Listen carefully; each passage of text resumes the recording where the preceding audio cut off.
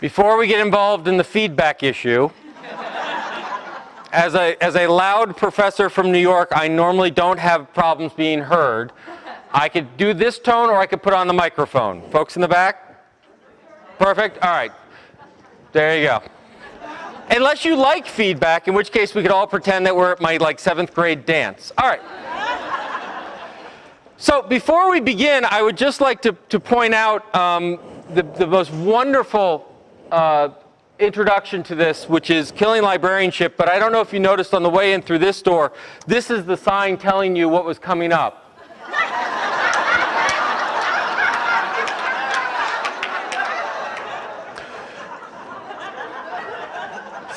So I know where I will be at 2:15. That was good. What will kill our profession is not ebooks, Amazon, or Google, but a lack of imagination. I've looked through the program. You guys have a great couple of days ahead of you, and there's full of content from everything from social networking and collection development and change management and dealing with unruly patrons, and apparently a whole session on dealing with unruly keynotes. And as a keynoter, this is fabulous because when you're part of such a strong presentation, there's absolutely no obligation to have content in your presentation. So I'm going to take that advantage of that and not have any content to what I'm going to say. But what does this mean? What this means is it was in the midst of a wonderful talk. It was in Edmonton, Alberta, and this line came out, and people seemed to like it, but no one quite knew what it meant. But what it means is that we live in an era when we need to think big. So what I would ask you to do for the next 45 minutes or so is take advantage of the fact that you're not sitting in a library trying to figure out where the toner cartridges are, pointing to where the bathroom is. Or, as I understand it, the #1 reference question has been replaced. It is no longer where's the bathroom, it's now have you found a USB stick. Is that, all right. So, let's take advantage of the fact that we're in lovely Burlington, and it's 43 degrees outside, we don't want to go anywhere. And spend some time thinking big, because we are in a time where we desperately need to think big. We are in a time where everyone uses the word unprecedented after every other statement, right? Somewhere someone's talking about an unprecedented challenge in accountancy or something of that nature, right? Everyone's dealing with unprecedented change, great change, whatever. And it's true. That's the worst part of it, right? The worst part of it is we do live in an era where we are faced with enormous challenges, where we are faced with big problems. And this is not the time to shy away from them. This is not the time, if we're going to talk about what the new normal is, the new normal can't be introversion hiding in our shelves, hoping it goes away. We deal with this in higher education. It's not like, well, once this whole economic thing shifts out, people will be willing to spend $300 million a year in tuition. We'll just have to wait it out, right? If you look at some of the reasons we need to think big, this is from the Adult Education Commission, and what it does is it's a graph by country. Each line's a country. Thank you. The red dots, these are 45 to 54 folks. The green dots are folks 25 to 34. And what you're seeing is the percentage of folks who have, I believe it's a high school degree, high school diploma. All right? So you can see, for example, in picking one fun, in Poland, you can see that what happens is generational differences, kind of what you would expect, right? The young are getting more educated than the adults. But I want to point out this particular line, which happens to be the United States. And you'll notice something interesting about the chart, which is the red square is above the green diamond. Now, it's not way above, and frankly, we're way up at the top, so we should be pretty happy with ourselves until you look over at something like Korea. Korea is way above us, and they started much farther behind us. One of the big challenges where we need big ideas is in how we educate ourselves, how we prepare for this world.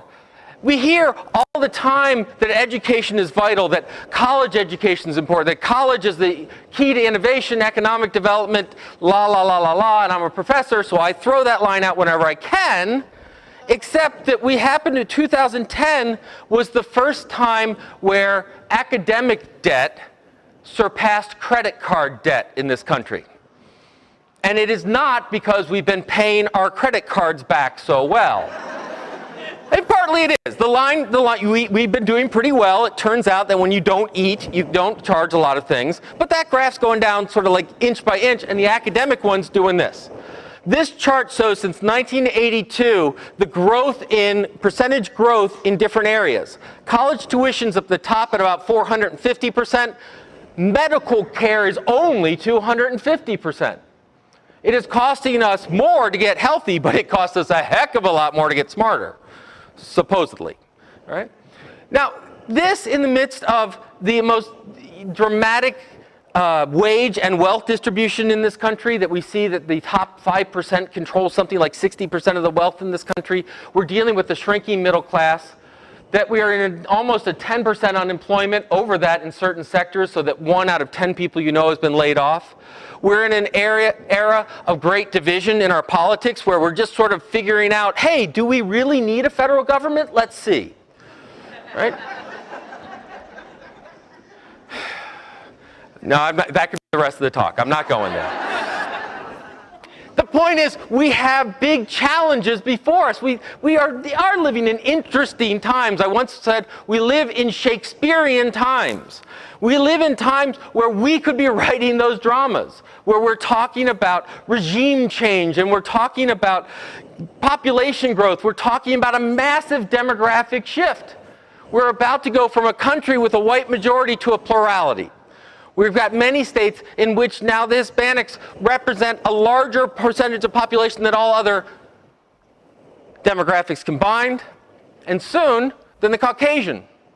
Now, I think that's a good thing. I think diversity is interesting, but I think it's a challenging thing. When we deal with language issues, when we deal with collection issues, when we deal with all of these issues, we're living in that time. Now, I got to thinking about all of this because Neil Gabler wrote this wonderful article in the Sunday Review of the New York Times talking about the elusive big idea. And within it, and by the way, I'll put all the slides online. You can copy and paste to your delight. He talked about we're sort of at the death of ideas, that we're at a post-idea economy.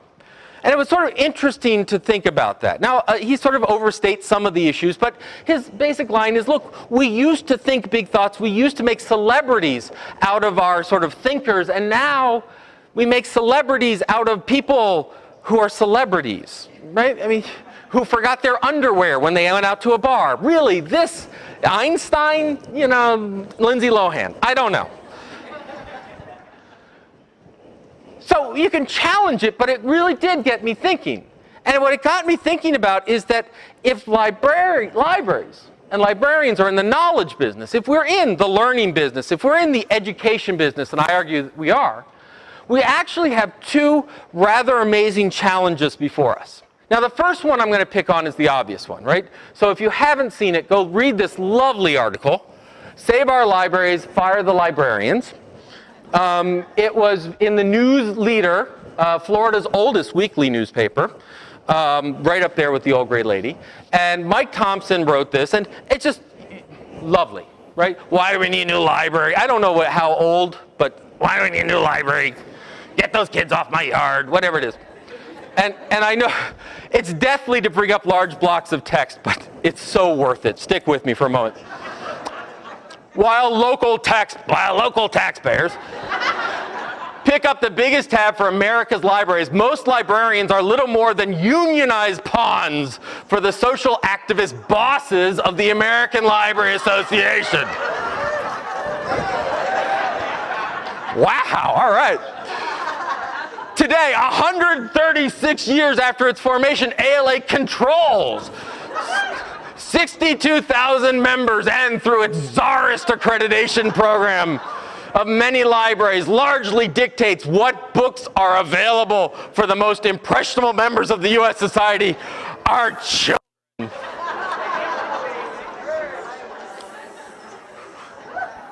I hear you, comrades, I really do. I was called a communist for the first time the other day. I thought, you know, it's interesting when someone does that, you have an interesting reaction. The first one is, but I buy stuff, right? And the second one is, what are you wearing, a leisure suit? Communism? Really? Come on. All right. And when that person hears this webcast, I can't wait for the comments. Anyway, so we have this line, right? We go and we talk to librarians, and many a librarian has come up and said, the Tea Partiers are destroying us. I got people who don't understand. People don't believe in libraries anymore. People are small-minded. People are... And I'm not going to be here to argue that everyone has an equally valid thing to say about the world, right? So we have this sort of anti-intelligentsia, anti-library feel out there. And it is very real. We are dealing with that, and we have to deal with it. And I think that's kind of interesting. But what really got me thinking about the big idea one was that I think we have a rather interesting second front that's opening up, second problem. And it can be represented by this. Now, I don't know if you know what Clue is.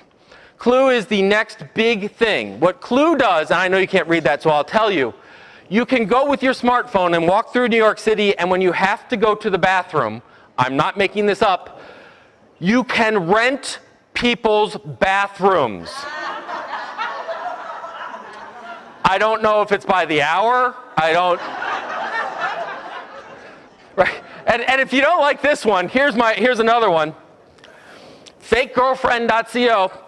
Now this one you probably can read, so you're welcome to try it out on your phones. Now, you save this number, it says girlfriend, you send a text to this number, and what happens is you'll get responded with a random girlfriend-esque message. About a minute later, the fake girlfriend will call you with a pre-recorded message, and after you hang up, tell everyone how great your girlfriend is. That's just so sad, you know? The reason I bring this up is that this is a startup, and my God, someone will probably give them a check, right? The opposite side of this equation from people who don't necessarily believe in libraries' missions, in knowledge and education, all this other stuff, is those that seek to take ideas and monetize them as fast as they can.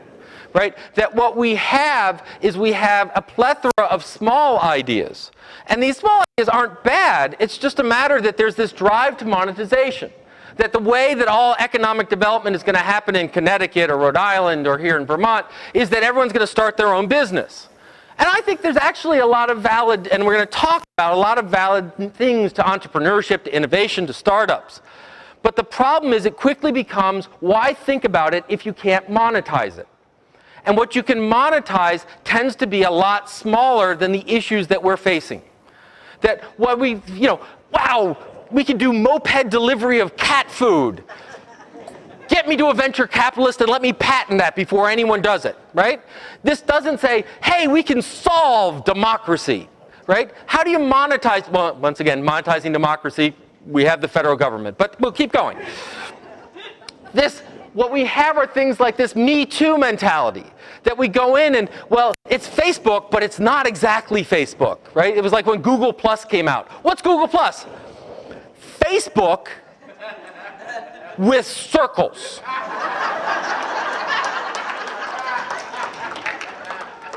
How many of you don't have to admit if you started the conversation, but how many of you at one point were in a meeting where you said, boy, the library could start its own Facebook for Enter City Here? Right? We could do our own social network. And the answer is, why? It's there. But we get this shows up in things like patent trolls. There are huge industries, huge companies that do nothing but own intellectual property for the only purpose to go sue people who are actually producing things. Google recently bought Motorola. They didn't do it so they could bring back the little track phones. They did it for their portfolio of IP, for their portfolio of patents that could help them defend against Apple, fight against Apple. When you look at what Apple's doing with its market, with its iPhone and its iPad, they're now in Korea and they're now in Germany. They're actually trying to prevent competitors from putting tablets on the market. They're not doing it by outbidding them. They're not doing them by outpricing them. They're doing them by suing them. They're saying this is too like our IP, sue them. Now, I want to be really clear. I am not a communist. And so I believe in intellectual property. I believe there's an appropriate use of intellectual property, but we're getting to the point when Amazon can patent the idea of one-click purchasing. We've gone a bit too far. All right? So you have this opposite pressure on libraries.